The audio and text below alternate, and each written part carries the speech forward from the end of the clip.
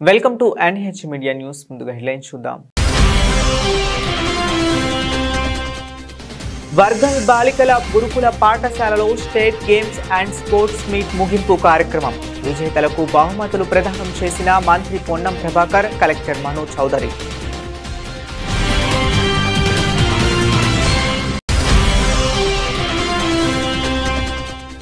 మహాకుంభమేళా భారతదేశ భిన్నత్వంలో ఏకత్వాన్ని చాటి చెబుతుందన్న ఉత్తరప్రదేశ్ ఉప ముఖ్యమంత్రి.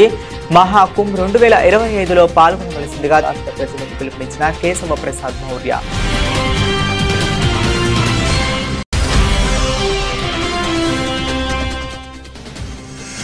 ప్రభుత్వ పాఠశాలల అభివృద్ధికి సమిష్టిగా కృషి చేయాలి. పేరెంట్స్ మీటింగ్లో ఉపాధ్యాయులు, విద్యార్థులు, తల్లిదండ్రులకు పిలుపునిచ్చిన ఎమ్మెల్యే సుజనా చౌదరి.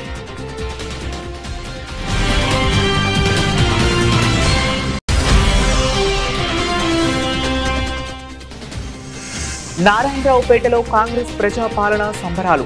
ఏడాదిలో పాలనను సాధించిన విజయాలను, సంక్షేమ పథకాలను వివరించిన పూజల Harikrishna.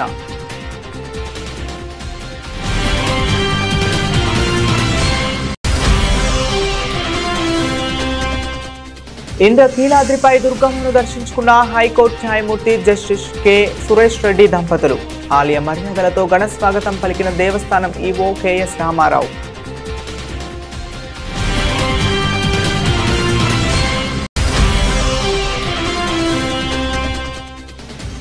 Luxettipet court junior civil judge Mohammed Asadullah Sharif ఆధ్వర్యంలో న్యాయ విజ్ఞాన సదస్సు.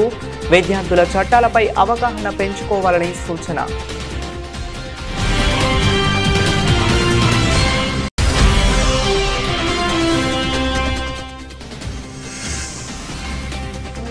ఆంధ్రప్రదేశ్ అభివృద్ధికి కేంద్రం నుండి పూర్తి సహకారం స్పష్టం చేసిన కేంద్ర మంత్రి మనోహర్ లాల్ ఖట్టర్.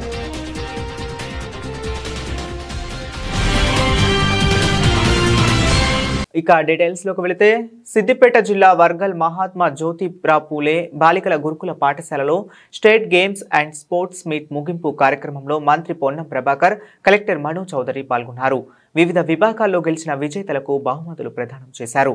ఈ సందర్భంగా మాట్లాడుతూ, తెలంగాణ వ్యాప్తంగా అమ్మ ఆదర్శ పాఠశాల 25,000 స్కూళ్లకి 1,100 కోట్ల రూపాయలతో మౌలిక సదుపాయాలు కల్పించినట్లు తెలిపారు.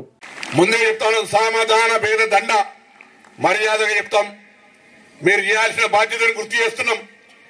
లేకపోయేదంటే అక్కడ నుంచి బదిలీ చేస్తాం కావచ్చు. దాని తర్వాత కూడా మళ్ళీ అక్కడనే కంటిన్యూ అయితే మంచి ఇంటికి పంపించి ఇంటికాడ కూర్చోబెడతాం తప్ప మీ ద్వారా పిల్లలు వేధింపానికి గురి అయితే మాత్రం ఊరుకునేది లేదు అనే మాట యావత్ సిబ్బందికి తెలియజేస్తా ఉన్నా. ఎవరిపైనా వ్యక్తిగతంగా కక్షలే, కానీ మీపై విశ్వాసం ఉండి, ప్రభుత్వంపై విశ్వాసం ఉండి తల్లిదండ్రుల మంది పిల్లలు ఇక్కడికి వస్తే వాళ్ళ పట్ల నిర్లక్ష్యంగా వ్యవహరించి ఫుడ్ పాయిజన్ కానీ ఇతరత్ర ఏదైనా ఆరోగ్యం బాగలేనప్పుడు సరిగా చూడకపోతే సంబంధిత అధికారి పైన చర్యలుంటాయి అనేటువంటి మాట కూడా ఇది ప్రభుత్వ ఆదేశం. అందరూ కూడా బాధ్యతగా వ్యవహరించాలని కోరుతా ఉన్నాం. ఇది ఎవరి మీద నిర్బంధం కాదు, మీ బాధ్యత. ఆ బాధ్యతకు సంబంధించి అన్ని రకాల కార్యక్రమాలు జరుగుతా ఉన్నాయో అందులో ఇది కూడా ఒక బాధ్యతగా వ్యవహారం చేయండి. మీరు కూడా దయచేసి వసతులు లేదా ఇతరాత్ర కోసం ఆలోచన చేయకుండా మీ విద్యా బోధన పట్ల శ్రద్ధ పెట్టండి. తల్లిదండ్రులు గ్రామీణ ప్రాంతాల కష్టపడుతూ మీరు బాగా ఉజ్వలమైన భవిష్యత్తు రావాలని ఇక్కడికి పంపిర్రు. మీ ఉజ్వలమైన భవిష్యత్తు బాగుండాలంటే ఈ దశ విద్యార్థి దశ. మిగతా ఆలోచనలు పోకండి. ఏ విధంగా లక్ష్యాన్ని చేరాలి, ఏ విధంగా మను చౌదరి గారు కలెక్టర్ అయినరో మీ విద్యా బోధన అందించే టీచర్లు ఏ విధంగా కష్టపడి అనేక పోటీ పరీక్షలు రాసి ఈ స్థాయి ఉద్యోగం పొందినరో లేదా ఇతర వృత్తులలో ఏ విధంగా సెటిల్ అవుతారో ఆ దిశలో మేము పోవాలనేటువంటి లక్ష్యాన్ని కష్టపడి ఇప్పటి నుంచే ఒక లక్ష్యం ఏర్పరచుకోండి. జీవితం మళ్ళీ చేయలు దాటిపోతే రాదు. మా సహచార పార్లమెంట్ సభ్యులు రాజా గారు ఒక కథ చెప్తారు ఎప్పుడు కూడా. వెనకటికి ఒక టర్కీ టవల్ అంటే బూరు తువాల, మనం ఇప్పుడు మనం పచ్చ తెలంగాణలో బూరు తువాల వెనకటికి 20-30 ఏళ్ల కింద availability of only like collector గారు మను చౌదరి లాంటి వాళ్ళు ఆడుకుందరు కావచ్చు, కానీ మన వాళ్ళు దొరకపోతుండే. అటువంటి పూర్తువాలు ఎవరో పెద్ద మనిషి ఇస్తే ఆ ఇంటికి తీసుకొని అన్నాడు, అమ్మ పూర్తువాలు ఇచ్చింది, టర్కీ టవల్ ఇచ్చింది అంటే, అరే నాయన ఈ టర్కీ టవల్ మనం వేడ చూసుకుంటాం, దాచిపెట్టు, కలెక్టర్ మను చౌదరి గారు ఇచ్చినప్పుడు తీసిద్దామని అన్నారట. ఆయన రాడా మహాకుంభ్ 2025ని భారత సాంస్కృతిక ఐక్యతకు ప్రపంచ చిహ్నంగా మార్చాలని యోగి ఆదిత్యనాథ్ నేతృత్వంలో ఉత్తరప్రదేశ్ ప్రభుత్వం అనుకుంటుందని ఉత్తరప్రదేశ్ ఉప ముఖ్యమంత్రి కేశవ్ ప్రసాద్ మౌర్య అన్నారు. ఉత్తరప్రదేశ్ ఉప ముఖ్యమంత్రి ఆధ్వర్యంలో విజయవాడలో భారీ రోడ్ షో నిర్వహించారు. రోడ్ షో అనంతరం ఆయన మీడియాతో మాట్లాడుతూ భారతదేశంలో భిన్నత్వంలో ఏకత్వానికి నిదర్శనంగా నిలిచే ఓ అద్భుతమైన వేడుకగా మహాకుంభ్ను అభివర్ణించారు. ప్రయాగ్రాజ్ మహాకుంభ్ 2025లో పాల్గొనవలసిందిగా తెలంగాణ ప్రజలను ఈ సందర్భంగా ఆయన ఆహ్వానించారు. అంతర్జాతీయ భాగస్వామ్యం, అత్యాధునిక సౌకర్యాలతో కూడిన ఈ కార్యక్రమం చారిత్రాత్మకంగా నిలిచిపోయేందుకు ప్రభుత్వం గణనీయమైన చర్యలు చేపడుతుందని తెలిపారు. మహాకుంభ్ భారతదేశ సాంస్కృతిక ఆధ్యాత్మిక స్ఫూర్తిని కలిగి ఉందని, ఏక్ భారత్ శ్రేష్ఠ భారత్, సంవేశీ భారత్, గొప్ప భారతదేశం, సమ్మిళిత భారతదేశంను సృష్టించే దైవిక శక్తివంత రూపమని పేర్కొన్నారు. ఉప ముఖ్యమంత్రి విలేకరులతో మాట్లాడుతూ ప్రధానమంత్రి నరేంద్ర మోదీ, ముఖ్యమంత్రి యోగి ఆదిత్యనాథ్ నాయకత్వంలో జరిగిన జనవరి 13 నుండి ఫిబ్రవరి 26, 2025 వరకు ప్రయాగ్రాజ్లో గంగా, యమున, సరస్వతి నదుల సంగమం పవిత్ర ఒడ్డున మహాకుంభ్ జరుగుతుందన్నారు. उत्तर प्रदेश के मुख्यमंत्री योगी आदित्यनाथ जी की अगुवाई में जो तैयारियां कुंभ मेले को लेकर के चल रही हैं, उसके संबंध में देश के सभी राज्यों को निमंत्रित करने के लिए उत्तर प्रदेश सरकार की ओर से हर राज्य में हमारे कोई न कोई माननीय मंत्री और वरिष्ठ नेता साथ में जाते हैं। उसी क्रम में हमारे भारतीय जनता पार्टी के वरिष्ठ नेता भी हैं, पूर्व कैबिनेट मंत्री हैं, वर्तमान एमएलए, और यहाँ आंध्र प्रदेश में चुनाव में पूरे समय रहकर काम किए थे ऐसे आदरणीय सिद्धार्थनाथ सिंह जी, वह भी मेरे साथ आए हैं। मैं आप सबको सबसे पहले तो हर हर गंगे, गंगा मैया की जय के साथ हर हर महादेव करते हुए, जय श्री राम करते हुए, जो प्रयागराज का कुंभ है उसके संबंध में सबसे पहले तो आपको मैं बता दूं, अभी जब मैं आपके बीच में आया हूं तो आंध्र प्रदेश के मुख्यमंत्री श्री चंद्रबाबू नायडू जी को, उनके परिवार को और आंध्र प्रदेश के प्रत्येक परिवार को प्रयागराज के कुंभ मेले में आने का निमंत्रण देकर के आया हूं, और उनके साथ साथ मैं आप सभी पत्रकार मित्रों को भी सादर निमंत्रित कर रहा हूं कि आप सब लोग भी प्रयागराज के कुंभ में आवें, और जो प्रदेश की जनता है, जो श्रद्धालुगण हैं, वह भी आवें। भारतीय जनता पार्टी की डबल इंजन सरकार केंद्र में माननीय नरेंद्र मोदी जी, उत्तर प्रदेश में आदरणीय योगी आदित्यनाथ जी के नेतृत्व में वहाँ सभी प्रकार की तैयारियां और व्यवस्थाएं की गई। सिद्धार्थनाथ सिंह जी हैं, वो वोट ऑफ थैंक्स, एक बार वोट ऑफ थैंक्स कह दें सभी को, ताकि हम जल्द से जल्द इस कार्यक्रम को समाप्त कर सकें। In large number, the media people have come to understand what is Kumbh and Mahakumbh, and various features of Mahakumbh have been explained by our Deputy Chief Minister. We look forward to all of you to come and participate in Mahakumbh. More than 40 crore people are coming, so we hope you are also one of the 40 crore. So thank you very much, and look forward of seeing you all in Mahakumbh. Thank you. Thank you so much sir, बहुत बहुत धन्यवाद। గృహ నిర్మాణం, పురపాలక మరియు పట్టణాభివృద్ధి, ఇంధన రంగాలకు సంబంధించి ఏపీకి కేంద్రం నుండి పూర్తి సహకారం ఉంటుందని కేంద్ర గృహ నిర్మాణ, పట్టణ వ్యవహారాల, ఇంధన శాఖల మంత్రి వర్యులు మనోహర్ లాల్ ఖట్టర్ అన్నారు. ఈ మేరకు విజయవాడలోని నోవాటల్లో స్టేట్ హౌసింగ్ మరియు energy, municipal administration and urban development శాఖలపై కేంద్ర మంత్రి రివ్యూ నిర్వహించారు. ఈ సందర్భంగా మనోహర్ లాల్ ఖట్టర్ మాట్లాడుతూ సీఎం చంద్రబాబు పనితీరు చాలా బాగుందన్నారు. రాష్ట్ర మంత్రి కొలుసు పార్థసారథి మాట్లాడుతూ కూటమి ప్రభుత్వం అధికారంలోకి వచ్చిన తరువాత రాష్ట్రంలో PMAY అర్బన్ 2.0కి శ్రీకారం చుట్టామన్నారు. అనంతరం రాష్ట్ర మంత్రి పి నారాయణ మాట్లాడుతూ విజయవాడ, విశాఖపట్నం మెట్రో రైల్ ప్రాజెక్టులకు త్వరగా ఆమోదం తెలపాలని కోరారు. most of these houses are in layout format. And in some layouts there are nearly 30,000 houses in 2-3 layouts. So for this we are finding short of funds for creating infrastructure. Sir. Though we have constructed the houses, because of no infrastructure like water supply, roads, electricity, we have tied up with the other PFC, sir. But drinking water and roads, because of no roads and no water, people are not coming into the houses which are completed, and people are not coming forward to take up and complete the houses. And many houses are left in the middle, sir.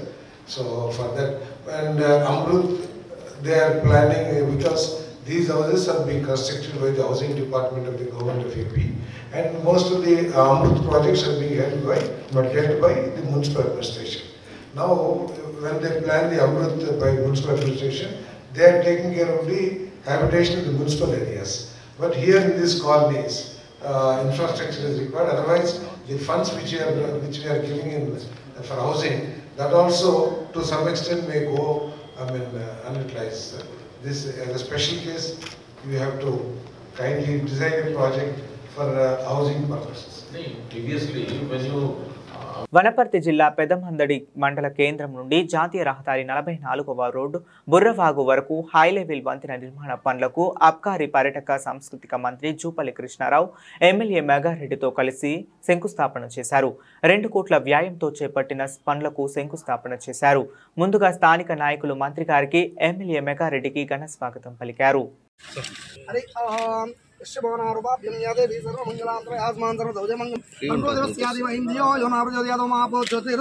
అమృతం బ్రహ్మభోర్ కాంగ్రెస్ ప్రభుత్వం ఏర్పడి ఏడాది పాలనలో సాధించిన విజయాలను, సంక్షేమ పథకాలను సిద్దిపేట నియోజకవర్గ Congress party incharge పూజల హరికృష్ణ తెలిపారు. రైతులందరికీ రుణమాఫీ చేస్తానని ఎవరూ ఆందోళన చెందాల్సిన అవసరం లేదని ప్రజాపాలన సిద్దిపేట జిల్లా కోఆర్డినేటర్ నారాయణ రెడ్డి పేర్కొన్నారు. కాంగ్రెస్ ప్రజాపాలన సంబరాలలో భాగంగా సిద్దిపేట జిల్లా నారాయణరావుపేట మండల కేంద్రంలో ఏర్పాటు చేసిన సంబరాల్లో నియోజకవర్గ ఇన్ఛార్జ్ పూజల హరికృష్ణ పాల్గొన్నారు. ఎందుకు వచ్చినాం, ఏ ముచ్చట్లు చెప్తే మనం మనస్ఫూర్తిగా వినాలని వచ్చినామంటే, ఈ సంవత్సర కాలంలో కాంగ్రెస్ పార్టీ మనకి ఏం చేసింది. ఈ రోజు ప్రతిపక్షాలు మనల్ని దుమ్మెత్తు మోస్తా ఉన్నాయి. అది చేయలేదు, ఇది చేయలేదు, అది రాలేదు, ఇది రాలేదని. మరి నేను అడుగుతున్నా, మీరు 40 ఏళ్ళ నుంచి మీరే పరిపాలించారు సిద్దిపేట. మరి మా పండరి గారు చెప్పినట్టు ఈ నారాయణపేట మండలానికి ఎందుకు ఈ కర్మ వచ్చింది? అన్ని సమస్యలు మన మండలానికి ఎన్నుకున్నాయి. ఈడ పక్కన కూత కూసే దూరంగా కేసీఆర్ ఉంటాడు, అవునా కదా? చింతపడికి ఆయన ఊరు. మళ్ళీ ఆయన ఊరు డెవలప్ చేసుకొని మన ఊరిని ఎందుకు ఇచ్చిపెట్టిండు? మన మండలం సపరేట్ అయితే తప్ప మన మండలానికి ఒక నిధులు లేవు. మన కార్యకర్తలు పోతే గలవడు. ఏదైనా కష్టం ఉందో చెప్పుకుందామంటే ఆ క్యాంప్ ఆఫీస్ లో హరీష్ రావు ఉండడు. అంటే ఓట్లకు మీరు కావాలి, ఈ రోజు నిధులకు మాత్రం మీరు రావద్దని నేను అడుగుతా ఉన్నా. ఆడపడుచులకు ఇక్కడ ఉన్న ప్రతి ఒక్కరికి అన్ని గ్రామాల నుంచి ఈ రోజు ఈ కార్యక్రమానికి ఎందుకు వచ్చారు అంటే, రేవంత్ రెడ్డి గారి మీద అభిమానం, కాంగ్రెస్ పార్టీ మీద అభిమానం ఉంది. ఈ ప్రజాపాలన కార్యక్రమంలో మనం రేవంత్ రెడ్డి గారు వచ్చిన తర్వాత ఏమని చెప్పిండు?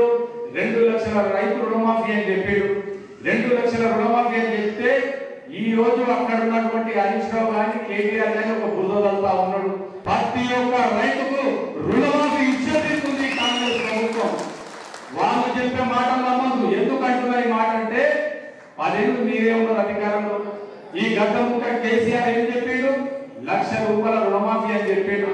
మరి ఆ 1 లక్ష రూపాయల రుణమాఫీ చేసిందా అని అడుగుతున్నా నేను. ప్రతి నెల ఈ మహిళా మనులు బస్సులో ఎక్కినట్టు ఎంత కడుతుంది తెలుసా? ఈ ప్రభుత్వం 400 కోట్లు ఈ ప్రభుత్వం మీ తరఫున ఆర్టీసీ కడతా ఉంది. ఇది చేస్తుంది కాంగ్రెస్ ప్రభుత్వం. 200 యూనిట్లు తక్కువ వినియోగదారులకు ఇవాళ కరెంట్ బిల్లు. మనకు కాంగ్రెస్ ప్రభుత్వం వచ్చి సంవత్సరం అయింది. ఈ సంవత్సర కాలంలో అన్ని విజయాలు చేసినటువంటి ప్రజలే నా దేవుళ్ళు, వారి కోసం సేవ చేయాలి, వారికి చేయాలనే లక్ష్యంగా ఏది ఏమైనప్పుడు కూడా ప్రభుత్వం ఖజానా దివాలా చేసినటువంటి కేసీఆర్ వారి కుటుంబము మొత్తం దుర్వినియోగం చేసి అప్రమాలు చేసి వాళ్ళ స్వలాభం కోసం డబ్బులు సంపాదించి ఈనాడు మన ప్రభుత్వ ఖజానాను దివాలా తీసినటువంటి కేసీఆర్ నాయుడు కోసం ఎంతో మంది అమరులైనారు. కేసీఆర్ గారు ఢిల్లీకి వచ్చి కుటుంబ సమేతంలో వచ్చి అమ్మా నేను పాదాభివందనం చేస్తున్నాను, తెలంగాణ నీవు తల్లి, నువ్వే నీ కొడుకు ప్రధానమంత్రి చేస్తాను, నేను కాంగ్రెస్ తీసుకొస్తాను, కాంగ్రెస్ మద్దతు ఇస్తా అని మాయమాటలు చెప్పి కాంగ్రెస్ ప్రభుత్వానికి తప్పుతుంది. అదేవిధంగా మీరు ఎవరో చెప్పిన మాట, ఏ పురుగుడు కానీ ఏ గంగేటోడు చెప్పిన మాట మీరు నమ్మకండి. మనకు దేశానికి కావాల్సింది కాంగ్రెస్ పార్టీ. మనకు ఇందిరమ్మ రాజ్యం వచ్చేది. ఇంద్రకీలాద్రిపై వేంచేసి ఉన్న దుర్గమ్మను రాష్ట్ర హైకోర్టు న్యాయమూర్తి జస్టిస్ కె సురేష్ రెడ్డి దంపతులు దర్శించుకున్నారు.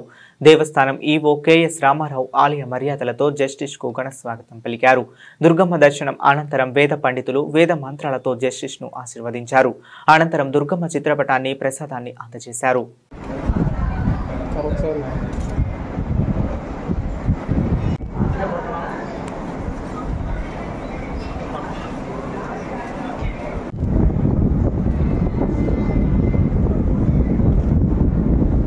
కుత్బుల్లాపూర్ ఎస్ఆర్ఓ కార్యాలయంలో ఫేక్ డాక్యుమెంట్లతో మల్లంపేట నుంచి వచ్చి ఇతరులకు రిజిస్ట్రేషన్ చేస్తుండగా సబ్ రిజిస్టర్ పట్టుకున్నారు. మల్లంపేట వెంచర్లో 200 గజాల స్థలంను ఆంధ్ర నుంచి వచ్చి ఇక్కడ విక్రయిస్తున్నట్లు అనుమానం వచ్చిన వారిని అడగగా సదరు వ్యక్తులు తడబడ్డారు. దీంతో డాక్యుమెంట్ పరిశీలించగా అది ఫేక్ డాక్యుమెంట్ అని సబ్ రిజిస్టర్ తేల్చారు. వెంటనే అక్కడి నుండి 2 సాక్షులు పరారయ్యారు.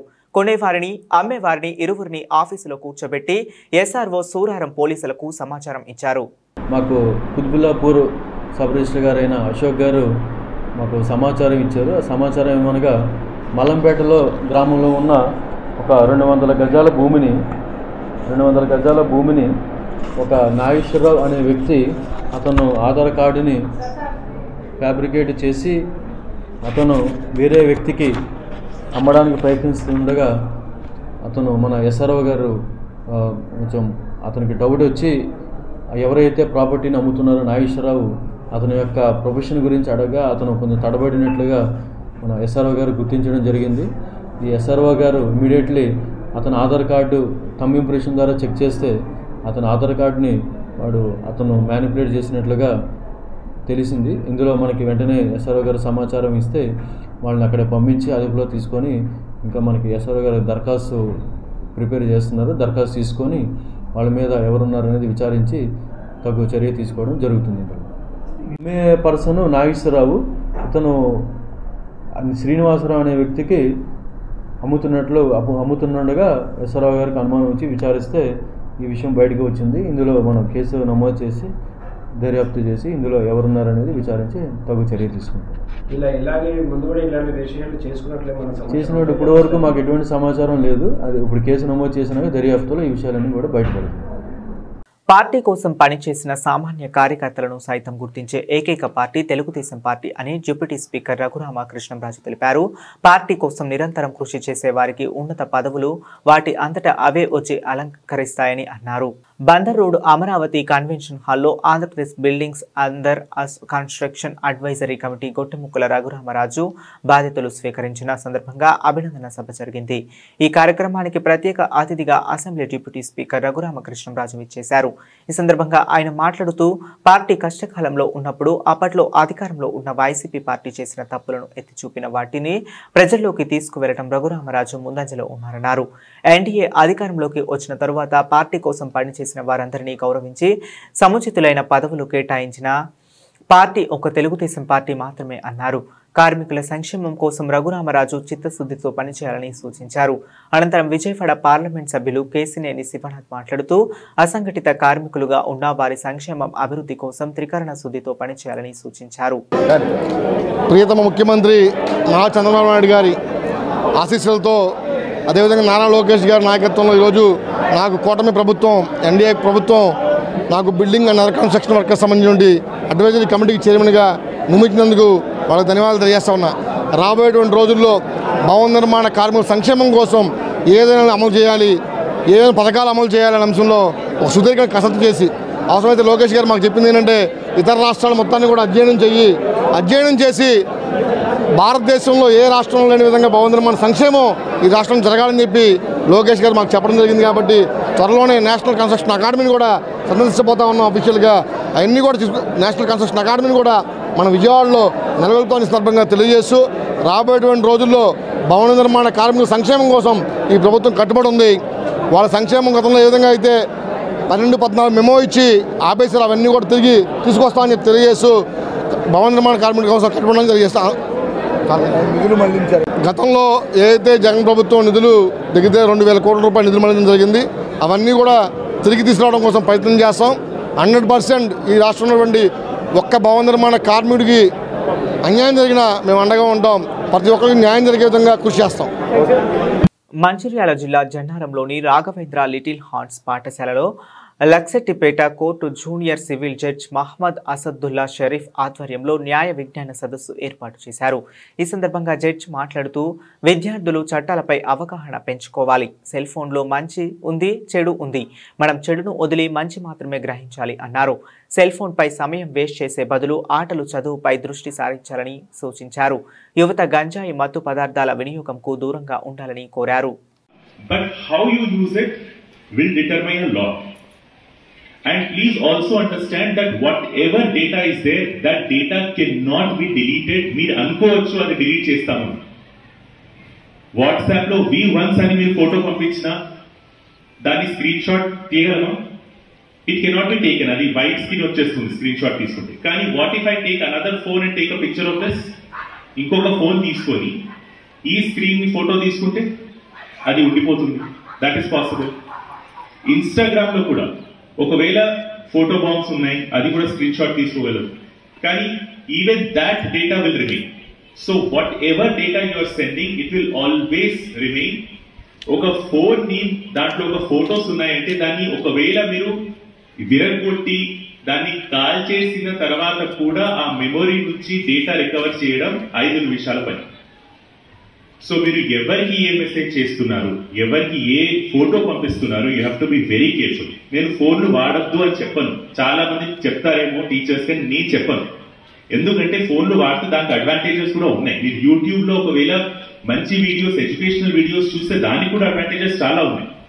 You should be aware. ఒక ఫోన్ ఎలా నడుస్తుంది, సోషల్ మీడియా ఎలా నడుస్తుందని ఆ జ్ఞానం కూడా మీకు ఉండాలి. కానీ మీరు ఏం చేస్తున్నారో అది ఆలోచించండి. మీరు ఇప్పుడు తెలియక ఒక తప్పు పని చేయొచ్చు. Especially girls, you might send a picture, normal picture, కానీ ఏఐతో మార్ఫింగ్ చేయడం, ఎడిట్ చేయడం ఎంత ఈజీ. చాట్ జీపీటీ యూజ్ చేస్తారు ఎవరు? No. Install chat GPT. Very good. One person is raising the hand. Very good. Install chat GPT. Do you know what chat GPT is? No. During software. ఒక పని చేయండి, ఈ రోజే మీరు వెళ్తారు కదా, ఫోన్ అంటే మీ దగ్గర అయితే సొంతంగా ఫోన్ ఉండకపోవచ్చు, మీ ఇంట్లో వాళ్ళకి ఉంటుంది కదా.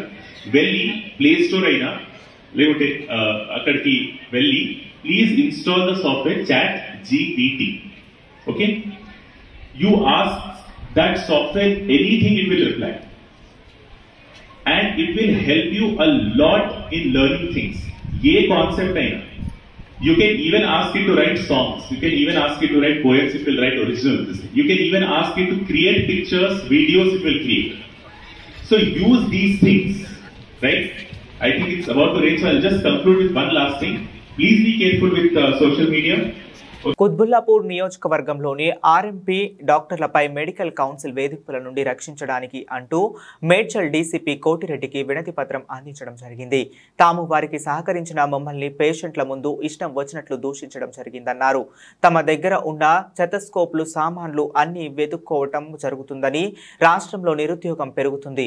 ఇలాంటి దాడులు చేయటం వల్ల కాస్త తాము ఆర్ఎంపీగా సేవలు పేద ప్రజలకు అందిస్తున్నామని, మేమేదైనా తప్పు చేస్తే మమ్మల్ని శిక్షించండి తప్ప ఇలాంటి దాడులు చేయవద్దని అన్నారు.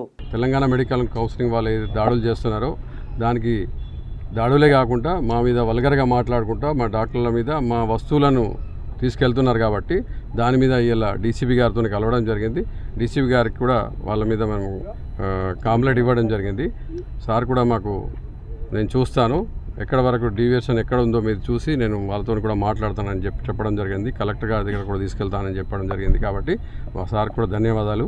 ఇదే విధంగా ఏదైతే మెడికల్ కౌన్సిలింగ్ వాళ్ళు చేస్తున్నారో దాడులు వాళ్ళకి మేము సహకరిస్తాం. వాళ్ళు మమ్మల్ని అడిగి మాకు ఇది చేస్తే మేము సహకరిస్తాం. కానీ డైరెక్ట్ రావడం క్లినిక్ల లోపల డోర్ పెట్టుకొని మేము ఏదో దొంగలు లంగల్లాగా మమ్మల్ని క్రియేట్ చేయడం, ఫేక్ డాక్టర్ దొంగ డాక్టర్లు అనే పదం వాడడం అనేది మాకు కొద్దిగా హట్ అవుతున్నాం. కాబట్టి మేము కూడా గతంలో 50 సంవత్సరాల నుంచి ప్రాక్టీస్ చేస్తున్నాం. బీద ప్రజల వరకు మేము సేవ చేసే వాళ్ళం. కాబట్టి మమ్మలను మీరు ఇంతవరకు దొంగ డాక్టర్లు అన్నప్పుడు ఇంతవరకు సమాజమో మీరు మీ ఆత్మకే మీరు అడగవలసిన అవసరం ఉందని మెడికల్ కౌన్సిలింగ్ వాళ్ళకి ఈ సందర్భంగా తెలియజేస్తున్నాను. సార్ మీరు మా గురువులు, ఎంబీబీఎస్ డాక్టర్లు కాబట్టి మా గురువులుగానే మేము భావిస్తాం. కానీ మీరు గురువుతనాన్ని మీరు కాపాడుకుంటూ మమ్మలను మాకు ముందు నోటు ఇవ్వండి, మేము వస్తున్నాం, మీకు ఫస్ట్ ఎయిడ్ చేయండి అని చెప్పడం కానీ మమ్మల్ని దొంగ డాక్టర్లు అనే పదాన్ని వాడడం అనేది చాలా మంచి పద్ధతి కాదు సార్. దీనిని మా ఇంకొకటి ఇక్కడ ముఖ్య విషయం, మా యొక్క బీపీ ఆపరేటర్లు స్టెత్లను కూడా ఎత్తుకపోతున్నారు సార్. అది ఎంతవరకు సమంజసం సార్? అది తప్పు. అలాంటి చేయకండి. అలాంటి చేసి మమ్మల్ని భయభ్రాంతులు చేయాలంటే జరగదు. ఎందుకంటే ఇప్పుడే రాష్ట్రంలో ఎంతో నిరుద్యోగ సమస్య ఎంతో ఉంది. ఆ నిరుద్యోగ సమస్యను దూరం చేస్తాం. ఇప్పుడు మేము 50-60 వేల మంది ఉన్నాం రాష్ట్రంలో. అందరం నిరుద్యోగులం అయితే ఎంత ఇబ్బంది ఉంటుంది చెప్పండి.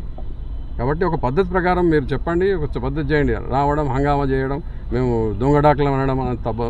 ఈ దొంగ డాక్టర్లం అనే నకిలీ డాక్టర్లం అనే పదాన్ని మీరు తీసేయవలసిందిగా మీ డిక్షనరీ నుంచి ఈ సందర్భంగా తెలియజేస్తున్నాం. బులెటిన్ ముగించే ముందు మరొకసారి హెడ్లైన్స్ చూద్దాం.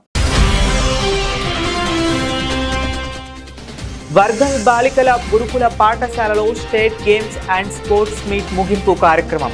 విజేతలకు బహుమతులు ప్రదానం చేసిన మంత్రి పొన్నం ప్రభాకర్, కలెక్టర్ మనోజ్ చౌదరి.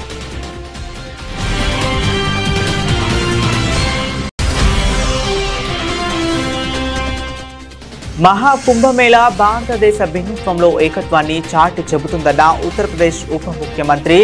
మహాకుంభ్ 2025లో పాల్గొనవలసిందిగా రాష్ట్ర ప్రజలకు పిలుపునిచ్చిన కేశవ ప్రసాద్ మౌర్య.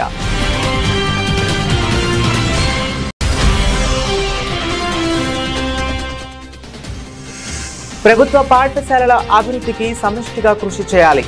పేరెంట్స్ మీటింగ్లో ఉపాధ్యాయులు, విద్యార్థులు, తల్లిదండ్రులకు పిలుపునిచ్చిన ఎమ్మెల్యే సుజనా చౌదరి.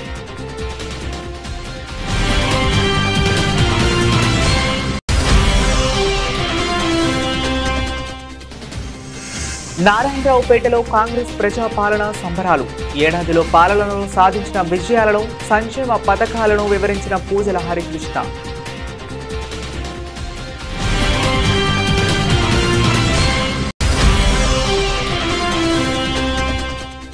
ఇంద్రకీలాద్రిపై దుర్గమ్మను దర్శించుకున్న హైకోర్టు న్యాయమూర్తి జస్టిస్ కె సురేష్ రెడ్డి దంపతులు.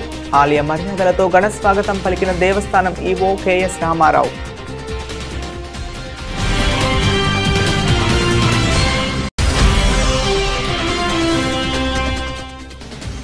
Luxettipet court junior civil judge Mohammed Asadullah Sharif ఆధ్వర్యంలో న్యాయ విజ్ఞాన సదస్సు. విద్యార్థుల చట్టాలపై అవగాహన పెంచుకోవాలని సూచన.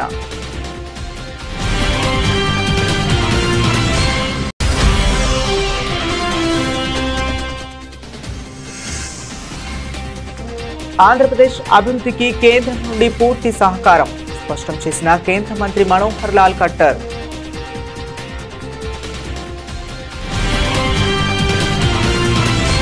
ఇవి ఇప్పటి వరకు ఉన్న అప్డేట్స్. మరిన్ని అప్డేట్స్ కోసం కీప్ వాచింగ్.